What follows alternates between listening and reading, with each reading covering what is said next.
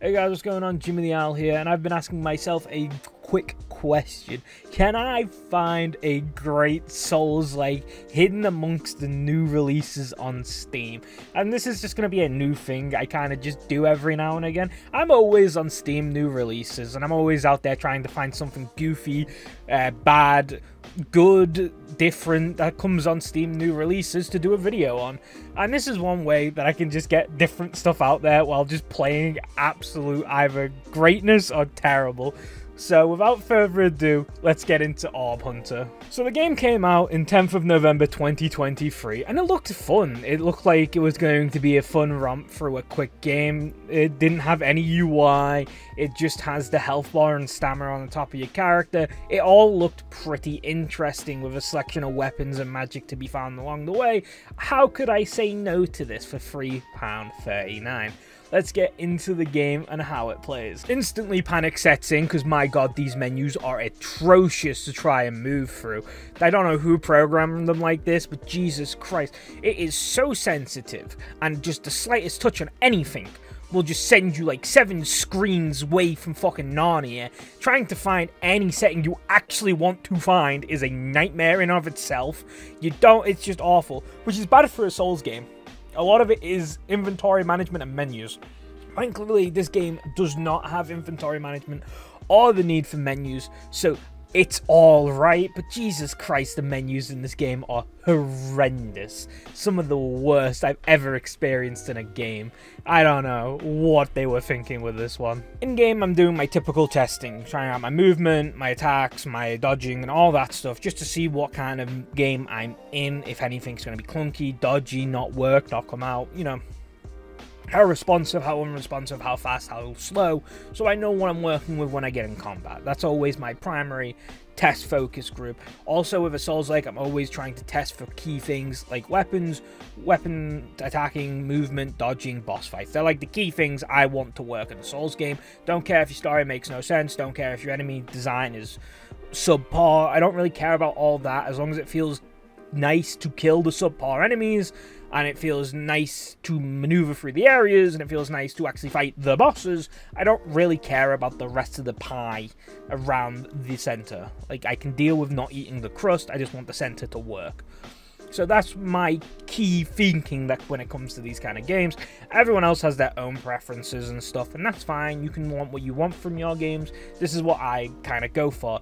Instantly, out the gate, I can tell you straight away the weapon attacking is not as good or clean as I was hoping for, or as the Steam screenshots were showing it to be, which is kind of sad, because, I mean, I was really hoping that they got the weapons down, seeming they look like the best part of the game, but I digress. As you can see straight out the gate, though, there is no HUD at all. Absolutely none. This game operates on a no HUD basis, because there's no need for one. You have the health bar and your stamina above your head when you're taking damage and stuff, and when you're not full, and when you're doing stuff. Other than that, you don't have a backpack, you don't have weapon selection or anything like that. You just carry all your weapons on you at once, so there's no need for a HUD, no need for a map, no need for anything.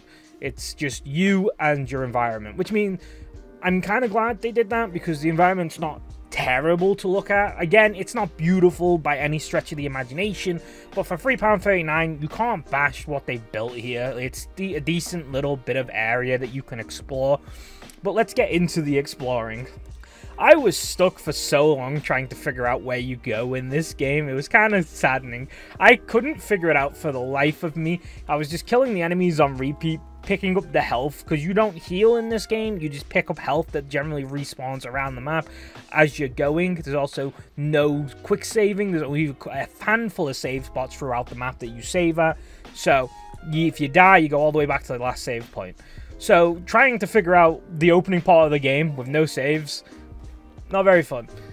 I died once trying to figure this out because I was trying to get used to the combat, because it is clunky and very difficult to get down. Also, once you're locked onto something, you can't unlock from them, so you've got to finish that fight, or you can't physically see where you're going anymore, which is just great. It turns out that no matter where you go or how you look at this, there is a gate that is slightly ajar, and it's a gate that you're supposed to hit. Now, I don't know if I'm dumb, because I am dumb, but I don't know if this was me being dumb, or just the game not making it very obvious, but how the fuck are you supposed to figure out you're supposed to hit this fence right here when it doesn't show any reason that that would be an option? It hasn't taught you that these things exist, and it's the only one that exists that I could find in this game. Nothing else had this. There was no such thing as just a breakable object that was blocking progression. Did not exist in the rest of the game that I could find, so it was really weird that they just kind of put this here at the very beginning of the game to catch out players, I guess, and it's just weird. Once you do this, you can progress through into the castle, like, courtyard, where you're just going to find where to go from here. Like, it's just figuring out where I'm going, the game, because there's no directional points anywhere. It's just wandering, but it's not a big area, so you can wander very consistently. We go up on top onto a bridge and fight a mini-boss. I'm going to dub him because he's the toughest enemy I've seen so far. This mini-boss will take a bit of damage and deal a bit of damage, but mostly I just wait for him to do his little jumpy attack and he's just free for hits. Normally in combat, how I play this is I just slash attack, unless there's a opening where I can get off the free attacks at once, because once you're in that, you're not getting out of it. So I generally just take the free attacks just only when there's an option, or when I've got multiple enemies around me. You can dodge attack, where you hit them and instantly dodge, but the timing there is so airtight that it doesn't come out consistently. Or it's just not consistent, and that's why it doesn't come out consistently. But they're my two forms of combat. Anyway, killing this guy will give you a key that will open you up into the castle. Welcome to the castle, as I like to call it, an homage to Dark Souls 2, where enemies are everywhere and aggroing one at a time is a physical impossibility. Enemy density here is packed, especially on the bottom floor, but is where we find our first save chair, so that's nice. I'll talk about that in a second. With all the enemies, the best way to clear a group of them, especially if they're weakened mobs, not the big beefy boys, is just to do the slam your sword, jump, slam your sword move, or R1 for short, so that you can just clear them out pretty quickly. You'll take a hit or two, but they don't hit hard, especially once you start running around and grabbing the upgrades, which I'll get to in a second. But first thing first, let's talk about the save feature. So, like I said in the beginning, there's no way to save your progress unless you sit on one of these chairs. These chairs I found about, I think I want to say 2, there might have been 3, we'll see as we go through. But there's 2 I know of. There's one down right here where I'm on about, and there's one right upstairs for some reason.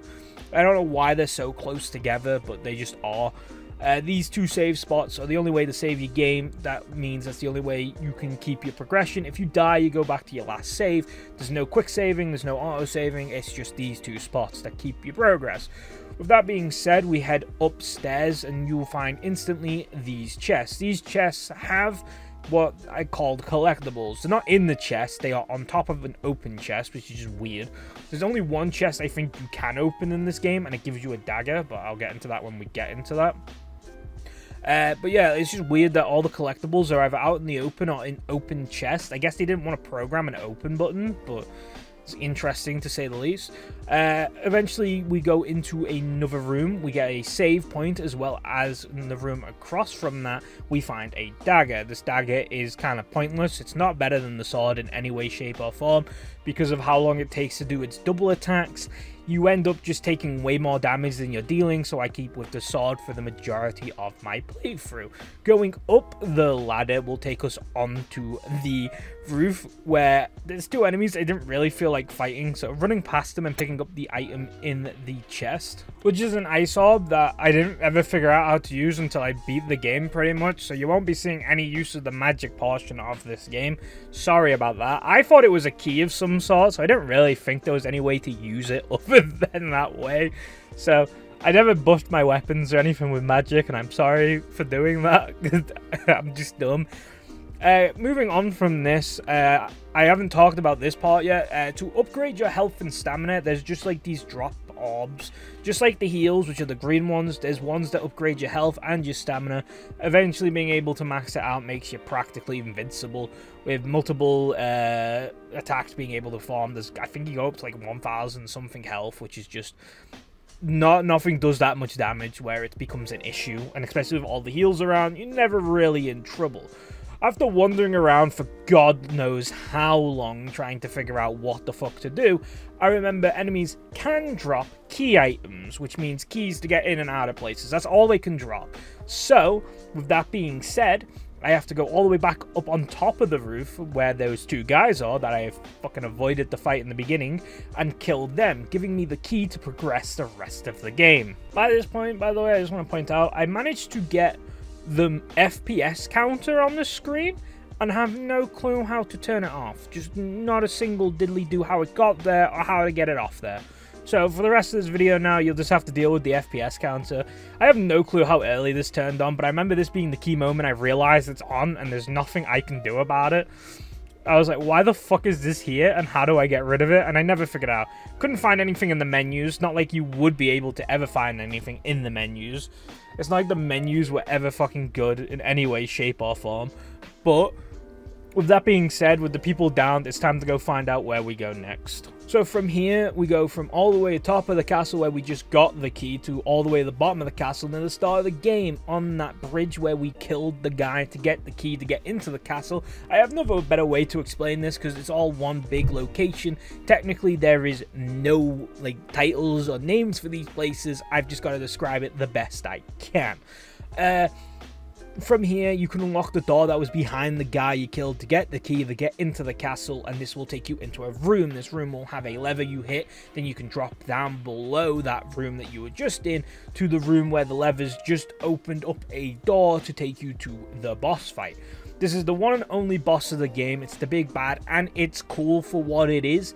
Like I said, the combat's not great and is clunky, so that obviously hampers the boss fight to a degree. And if you've run around and collected all the upgrades, there is no struggle to be had in here. But the guy looks cool, and he seems to have some cool moves. I didn't really learn how to dodge any of them because I was already so kind of hyper busted at this point, with the fact as well that there's heals within the room. I wasn't really worrying at all, and I had only died once, and that was on my first attempt trying to learn the game, not even making it out of the beginning area. So, oh no, that's a lie, actually. I died twice. I died twice on my whole journey up to this point. I died in the beginning, taking a stupid death, just trying to figure out the game. And then there was one where I was just running around taking way too many hits, and that got me killed as well. But I didn't lose a lot of progress by that point because I already found the save chairs. Anyway, that's besides the point. Back to the boss fight. The boss fight itself is just a fun romp. He nailed the boss itself down. His moves I couldn't tell you that much about. He has like the spinny flame axes and stuff, and he did have a second phase, which was interesting to me. Other than that, the combat again just kind of like hampers the experience. You just end up just spamming the swing your sword, jump and swing your sword to the ground until he dies. With the stamina upgrades, you can do that multiple times, so like it's just a non-starter of a difficult fight. It doesn't get difficult in the slightest, and that kind of ruins it. Overall, once you do beat him, it opens up a shortcut behind him. The shortcut will lead you back to the first save chair, and if you don't know what you're doing, you'll wander around for like another couple of minutes like I did, trying to figure out where the fuck I go from here to find out you're supposed to go all the way back to the beginning, right at the front gate, walk up to it, and then you can end your journey, and that's Orb Hunter. Orb Hunter beaten my journey to an end. What would I say? For a project for one person that's worked on it for just under a year, I want to say, it's a pretty decent endeavor. It's well thought out. I like what he went for, a short journey that interconnects everything together. It wasn't long, so all of its problems didn't overstay their welcome. It was a pretty fun romp. Could I recommend it for £3 something? It's a worthier try, at least. I enjoyed myself, but I can get past clunkiness and other problems like that. Other people may not be able to, and I completely respect that, and I would say don't buy the game if you can't look past clunkiness. I would say, however, that for a first attempt in a first game, this guy did a decent job on his own. I would like to see him try again later on down the line. after he's got down the clunkiness of combat, once he figures out how to do smoother, more free-flowing combat, I would love to play another game from this guy, because the ideas he had on how the world should connect and how the world moved as one unit was interesting and worked well. I would like to see him strive to do better, and I hope he does, and I hope that in a year or two from now, I get to do another video on another game that he's made, and it's an improvement on the last, and it actually is a longer, more constructed game.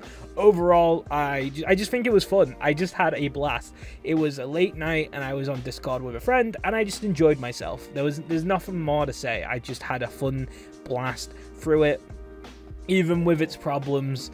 I wish I found all of the stuff. There was 2 collectibles and 1 weapon I was missing, I'm pretty sure. At some point, I may go back to try and fully finish the game, but I'd have to start again from scratch, so that is to be seen. Other than that, I was happy, and I can't wait to see what other games I find on new releases. Hopefully there's some more good ones like this, or better even. I hope I don't just run into absolute trash from now on. Other than that, it's just a fun game, and yeah, that's all I can say about it. It was just fun. It had its problems, but at the end I just had a lot of fun. Anyway, that's all I've got time for today. That's the end of the video. Quick things I want to mention. Wayfinder Wednesdays are still coming out at a consistent rate. I am feeling better now, which is why you're getting more videos.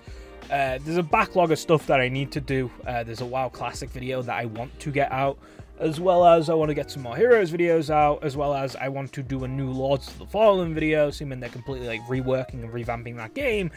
And well as there's a new Remnant 2. There's a lot of things on my radar right now, but I'm going to try and get to them all. Anyway, that was Orb Hunter. Can't wait to see you guys in the next one. Peace.